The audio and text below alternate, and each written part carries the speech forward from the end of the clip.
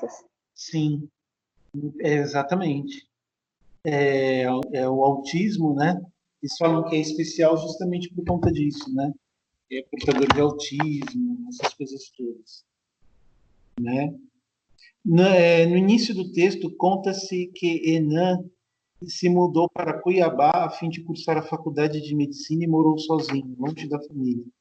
Qual a importância dessa informação?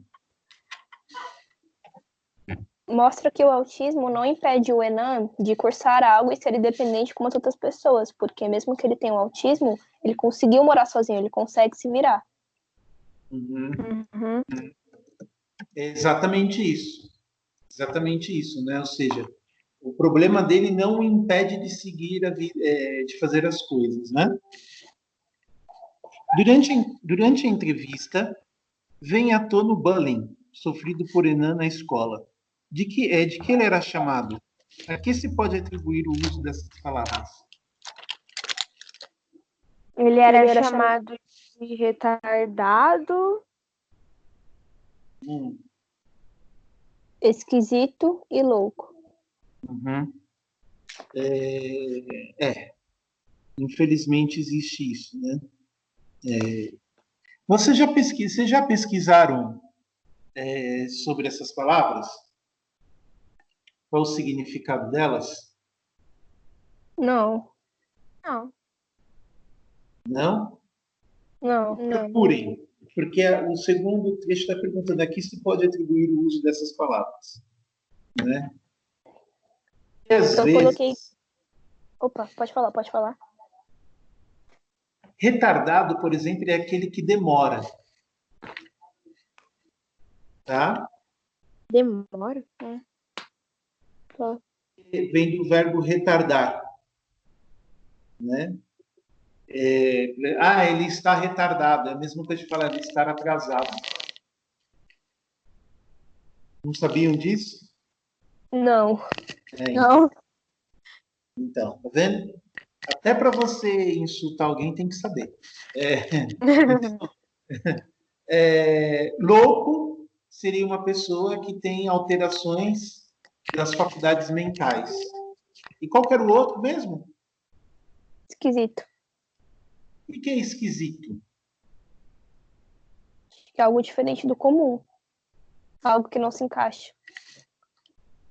É algo que é raro, né? Que é estranho, que é exótico, né? Essa pergunta, a segunda a segunda pergunta é exatamente isso, né? Bom, Enan afirma que ser autista não compromete sua capacidade como médico. Retire do texto trechos que endossem essa afirmação.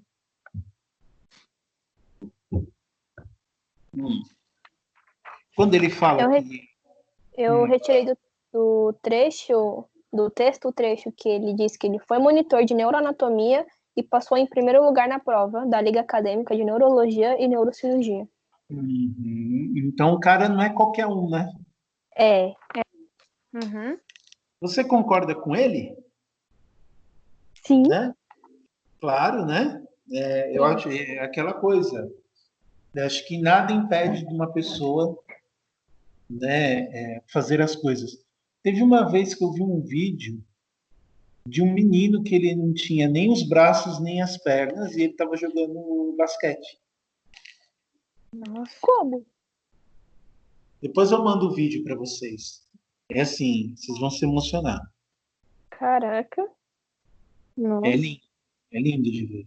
Para vocês verem, teve um outro nadador aí também que ele não tem os dois braços, mas o cara nada que é uma beleza. Ou seja, nada impede.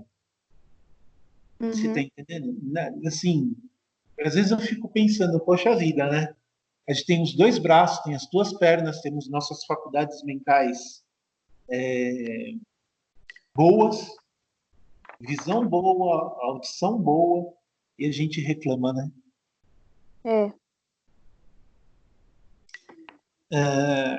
Qual é, para Luciano Malman, o objetivo de sua obra?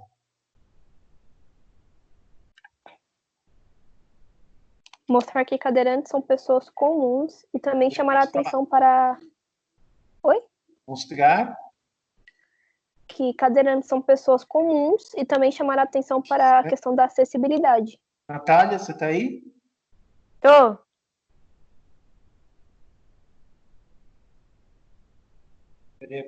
Já sei o que aconteceu, peraí. Estão me ouvindo? Agora falem alguma coisa. Ah, Agora sim, pode falar. vai, Natália. Buenas tardes. Hum? Agora é às 5, né? Qual é, para Luciano Malman, o objetivo de sua obra? Coloquei a mesma coisa que a Alice. Não, é que eu não ouvi vocês. Calma aí, então eu vou falar. Pode Mostrar falar. que cadeirantes são pessoas comuns e também chamar a atenção para a questão da acessibilidade nos lugares. Muito bem, muito bem. 6. Releia o trecho a seguir. Luciano trata de inclusão para deficientes, não falando de rampas ou elevadores, mas de situações que são comuns a todos e, consequentemente, causam a identificação que ele tanto desejara ao idealizar o projeto. Além daquelas citadas durante a entrevista, que situações poderiam ser representadas em uma peça como Ícaro?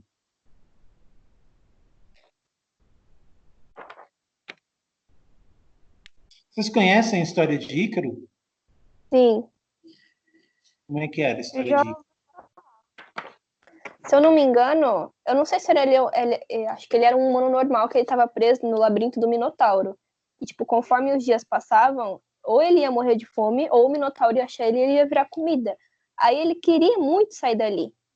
E ele começou a juntar cera, e começou a fazer asas de cera. Só que o problema é que quanto mais alto ele voava, mais perto chegava do sol. E as asas de cera derreteram e ele caiu. Eu acho que é essa. Exatamente isso, né? Então aqui está pedindo a história de Ícaro, né? Qual é Então, assim, que outras situações que ele fala? Acho que a busca pelo primeiro emprego, casamento, Hum, traição. Muito bem. Em sua opinião, Luciano pode ser considerado um militante? Sim. Uhum. É... Fale um trecho da entrevista em que ele mostra que ele é um militante da causa dele. Ele mesmo disse que ele nunca foi militante e se cobrava muito por isso. E agora, com o trabalho da peça, ele sente que está cumprindo esse papel. Luciano cita a Lei Brasileira de Inclusão. Pesquise sobre ela e registre aqui do que se trata, comentando brevemente a importância dessa lei. Vocês pesquisaram a Lei da Inclusão? Sim. O que ela diz? Ela fala promover igualdade e inclusão social para alguém com deficiência. Uhum. Considerando o relato dos dois entrevistados, aponte semelhança entre suas histórias. Qual é a semelhança entre as duas histórias? Que os dois, eles têm um propósito na vida e não deixam que ninguém atrapalhe por causa da deficiência deles. E eles não desistem do que eles querem por causa que as pessoas acham que eles são diferentes. Ou seja, os dois mostram, né, que a deficiência deles não chega nem a ser um detalhe para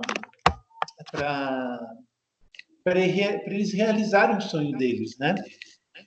Uhum. São duas histórias de superação, né? Sim. Rotas de sentido. Na primeira entrevista, Enan se refere às pessoas neurotípicas. Você já conhecia esse termo? Não. Esse termo se constrói a partir de uma contração, né?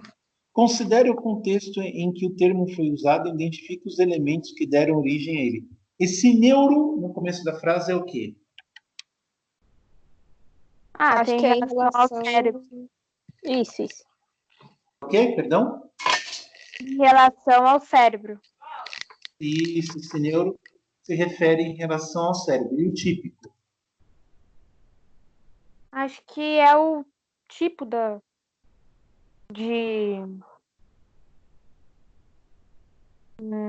Acho que é o tipo da. Como que fala? É o tipo que a pessoa tem numa. Na realidade, Sei. neurotípico é um neologismo. Sabem o que é um neologismo? Uh-uh. Neologismo é quando você inventa palavras. Porque a palavra original seria neurologicamente típico. Nossa, ainda bem que ele inventou. Imagina pro cara ter que escrever isso na revista. Aí eles encurtaram, colocaram neurotípico. E refere às pessoas de autismo. Entenderam? Sim. Uhum. Né? Ou melhor, aqui tem uma definição do Wikipedia que eu achei interessante, eu vou colocar para vocês aqui.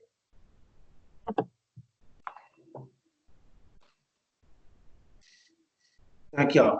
Neurotípico, ou NT, uma abreviação de neurologicamente típico, é um neologismo amplamente utilizado na comunidade autística como um rótulo para pessoas que não estão no espectro do autismo. Em seu uso original, referia-se a qualquer um que não fosse autista ou primo com um cérebro autista. Entendeu? Então, neurotípicos são pessoas que não têm autismo. Entendeu? Nossa, É uma entendi. linguagem deles. O termo foi posteriormente reduzido para referir-se àqueles com neurologia estritamente típica, isto é, uma definição de distúrbio neurológico.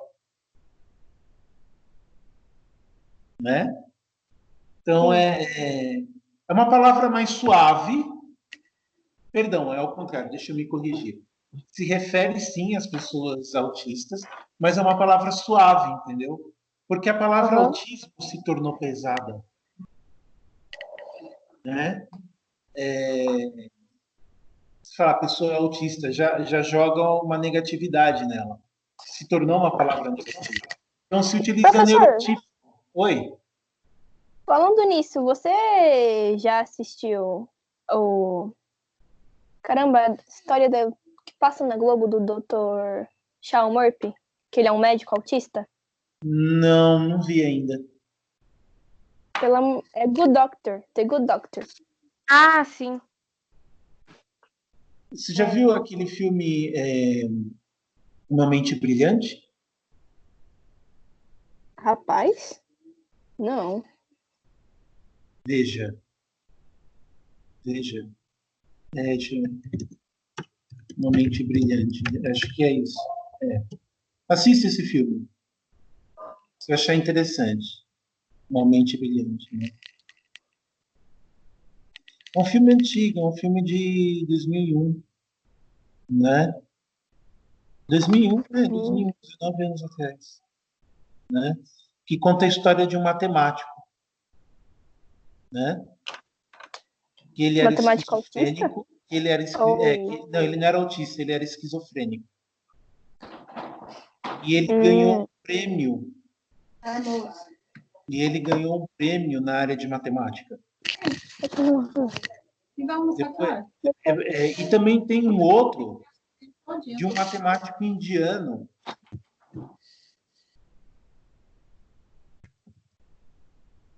Matemática indiano? Que chama O Homem que Viu o Infinito. Caraca. O Homem que Viu o Infinito. São dois filmes que eu recomendo para vocês. Uma Mente Brilhante, né? Uhum. O Homem que Viu o Infinito. No caso desse indiano, ele não tinha nenhum problema neurológico, só que ele tinha um outro problema. Ele morreu jovem e Oh, ele pegou tuberculose, né? Mário. Ele morreu, deixa eu ver com quantos anos que ele morreu. Ele se chamava Srinivasa Ramanujan. Ele faleceu com 32 anos. Quase E na idade ele, de Jesus. e ele provou, e ele fazia cálculos matemáticos e ele fazia fórmulas.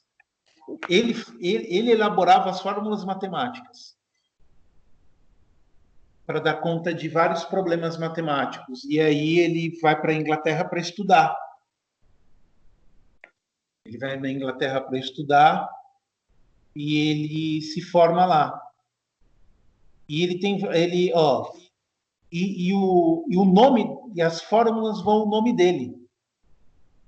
Constante de Landau Ramanujan, função de Mach, primo Ramanujan, soma de Ramanujan, identidades de Hortis Ramanujan, ou seja, ele elaborou teorias da matemática. Ou seja, Ainda bem que o Nelson não está ouvindo isso.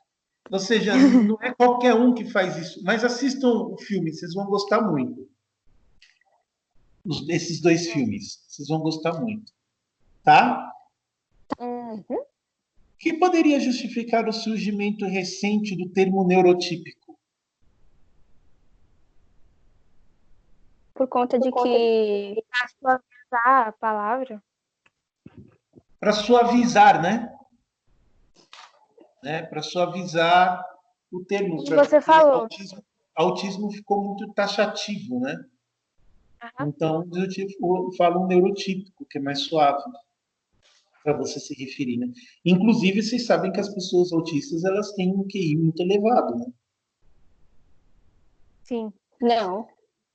Elas têm Sério? um QI. Elas têm um QI, porque a capacidade de concentração deles é muito grande.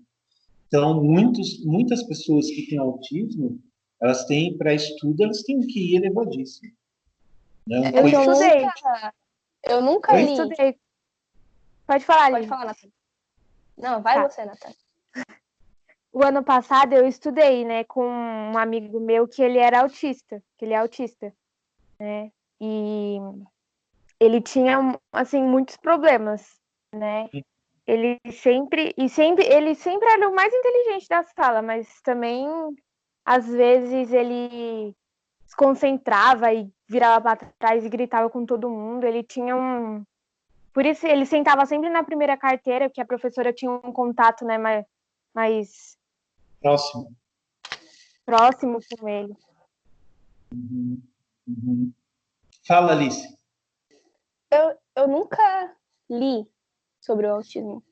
Leia. Eu não sei 0 balas sobre o autismo. Leia. Eu não sei o que passa na televisão, me sinto muito alienada sobre isso. Não, leia, que é interessante, porque tem várias teorias como surge essa doença, né? Mas o fato é comprovadamente que ele surge já quando, quando o feto está sendo formado. A pessoa já nasce... É culpa de quem? Da mãe? Tem várias teorias. Tem teorias neurológicas, tem teorias psicanalíticas, tem teorias comportamentais sobre isso. Por exemplo, a psicanálise fala que o problema é a mãe, né? Durante a gravidez. Né? Ô, professor, Oi. se uma pessoa estiver grávida, por exemplo, e os hormônios que ela tem, as emoções que ela tem, podem atingir o bebê? Podem afetar o bebê? Pode. Por exemplo, se ela tem um pico hormonal de irritação ou de estresse muito alto, pode acontecer alguma coisa? Ixi, pode, ou se pode. Pode alterar, sim. Porque a relação entre a mãe e a criança... imagine que assim, a criança está lá dentro, ela está quentinha ali, e dependendo do que a mãe come, dependendo da reação dessa mãe, A criança ali está completamente dependente da mãe, né? Imagina que a criança tá lá, O quentinha, e que, do nada a mulher imagina, solta facada maldada do caralho. o que a mãe se alimenta, a criança se alimenta também.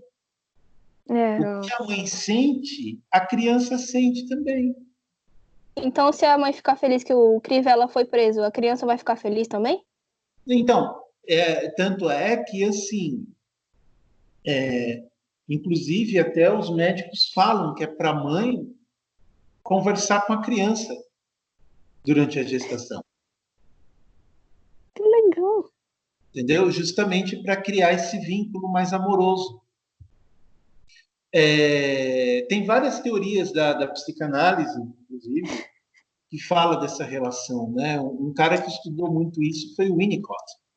O Winnicott estudou muito a relação entre o bebê e a mãe, né?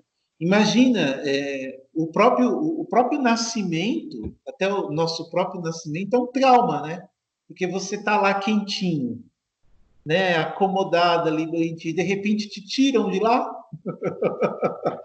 De repente aparece você um cara feio de máscara e avental azul te batendo.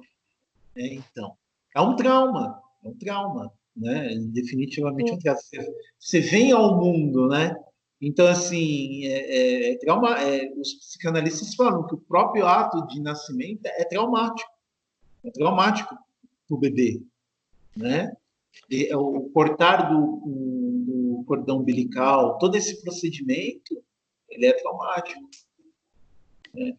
Então, e é nessa relação entre a mãe e o pai, né? Essa relação que vai nos moldar também. Nós temos, até minha psicóloga fala que nós temos neurônios espelho. Os nossos neurônios têm como espelho nossos pais. Por exemplo, se meus pais têm tendência a ficarem irritados facilmente. É bem possível que você aprenda isso com eles. Rapaz. A nossa vida já começa já na vida intrauterina. É que nós não temos memória, né, no sentido assim consciente daquela vida, mas o nosso inconsciente tem. Um psicólogo ele consegue resgatar isso, né? Como é que foi a sua vida intrauterina nesses 9 meses que você ficou lá, né? Então é uma área da psicologia que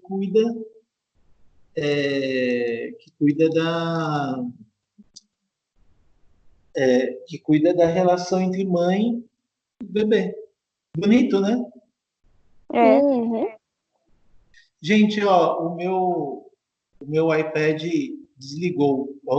Eu queria pedir um favor, que a Natália lesse a pergunta e que a Alice respondesse. Depois a gente inverte, pode ser? Pode. Então, vai lá. Releia esse trecho da segunda entrevista. Tem gente que me dá um sorriso com ar de pena e que me cumprimenta sem me conhecer. Não que não queria ser cumprimentado. Quem dera isso fosse comum entre as pessoas. Mas não é. Acontece de me verem como super-herói ou um guerreiro que se superou. Não sou apenas uma pessoa comum explorando seu corpo para poder viver. Como Luciano se sente quando cumprimentado por desconhecidos. Como é que ele se Incomodado. sente? Incomodado. Incomodado. Por quê? Por conta do olhar de pena. Sim, Uhum. sim. Tem essa coisa da pessoa sentir pena, né? Próxima pergunta. É até o final dessa página, viu? Depois termina. Continua. Quem vai ler? ler? Agora é a vez da Alice ler, né? Por que Luciano é visto como super-herói e o que ele pensa a respeito?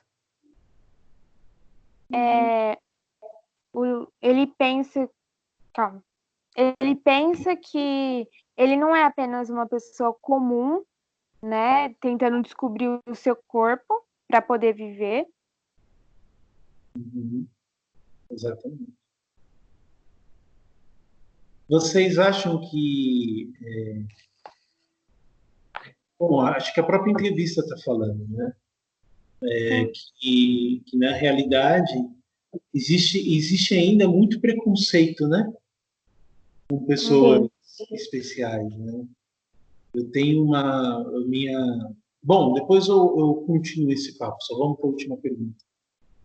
Tá. 3. Observe a linguagem empregada pelo entrevistador e pelo entrevistado em ambos os textos. A. Que forma de tratamento foi usada pelos entrevistadores? Que forma de tratamento que foi utilizada? Eles usaram o você.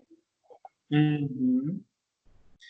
A entrevista, geralmente, ela tem uma linguagem um pouco mais informal, né?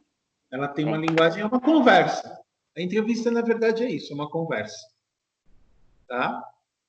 Uhum. Pessoal, aí ficou... Peraí, deixa eu só ver uma coisa. Então, eu pedi até a página 14, foi isso? Sim, isso. Então, agora vocês vão fazer as outras páginas. Tá? Eu vou deixar no Clipe Escola lá certinho, tá? E essa aula eu vou postar no Face. Só falando dessa questão para fechar, eu conheço pessoas que trabalham em RH de empresas e tem muito preconceito, viu, em relação a pessoas com algum tipo de deficiência. Embora O professor tá... pode terminar. Embora as empresas obrigatoriamente precisam entregar, né, tem uma cota que a empresa tem que entregar de pessoas com deficiência, muitas empresas não cumprem essa cota. Uhum. Pode falar, Alice. Tá faltando a B da 3. Então, por favor. Qual das entrevistas apresenta mais elementos de linguagem formal? Por quê? E aí? Eu acho que é a 1. Eu acho que é a 1. Eu acho que é o quê? Eu acho que é o primeiro texto. Uhum. A primeira entrevista. Por quê? Eu não sei. Eu acho que ele explica melhor, ele dá mais detalhes. Eu não sei. Eu acho que é 1. Eu acho que o primeiro texto tem uma linguagem mais formal, porque no segundo, a entrevista tá sempre usando você e tá se referindo ao ator, a um artista, algo um pouco mais próximo, né? Porque mídia e arte... Exatamente. O segundo texto é uma linguagem mais informal, que é a conversa com o artista.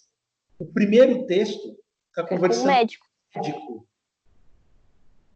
Então, o que acontece? O próprio entrevistado utiliza um pouco de linguagem médica, que é uma linguagem que assim, que muitos não têm acesso. Se você pega um texto de linguagem médica, você não vai entender nada, porque você não é da área. Entendeu? Sim. E nem eu fui procurar, né? Dizem, né? Que esse medicamento novo para a Covid. Ninguém vai entender o que é dexametasona. Né? Se eu falar para a pessoa, toma aí um dexametasona, ninguém vai entender. Doença pulmonar obstrutiva crônica. Né? Parece câncer de pulmão. Imunossupressor. O que seria um imunossupressor? Entendeu? Então, assim, é uma linguagem médica, né? Porque, assim, a partir do momento que você entra numa área de pesquisa, uma área do conhecimento, essa área de conhecimento tem sua própria linguagem.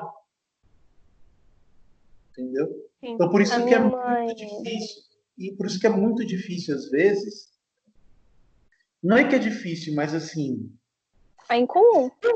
Imagine você tentar explicar o que é imunossupressor uma pessoa leiga. É. O que seria o imunossupressor? Tem ideia? Imuno é de imune. Supressor, acho que aparece um remédio que é pra impedir que algo aconteça, não sei. Isso, olha! Ou É que a seja, minha mãe, ela é. A minha mãe é enfermeira. Então ela entra aqui falando de dexametasona, infarto agudo do miocárdio, ai, fulano morreu, como se fosse coisa mais normal do mundo. Aí eu aprendo. Então, é o ato de reduzir a atividade e eficiência do sistema imunológico. Por quê?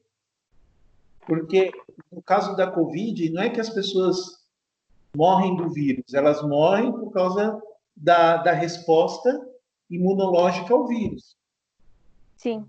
Então, aí, eles dão um medicamento para o sistema imunológico que diminuir a atividade, entendeu? Para não ter resposta exagerada. Né? Isso que é um imunossupressor.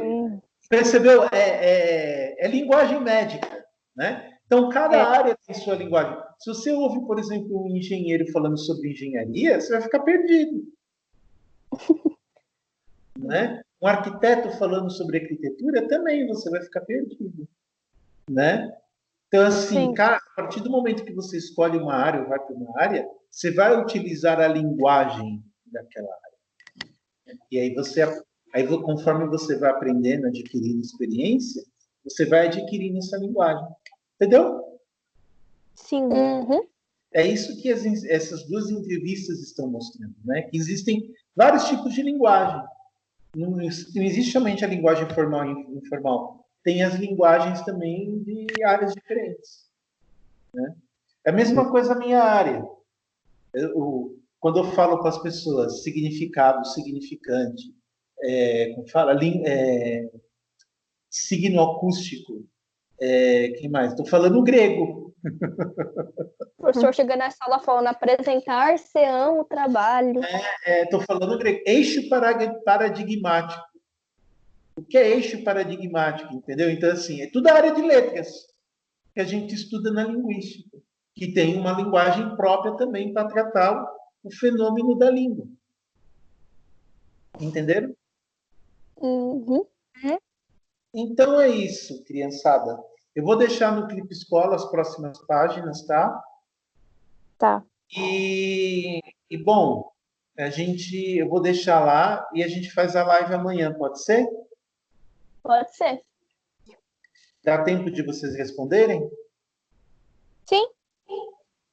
Então tá bom. Calma, eu não entendi. Calma aí, eu não entendi. Vocês têm muita coisa para fazer, né? Você quer fazer live aonde? Não, a gente vai fazer aqui mesmo, no Skype, para corrigir o resto. Amanhã. Amanhã? Pode ser?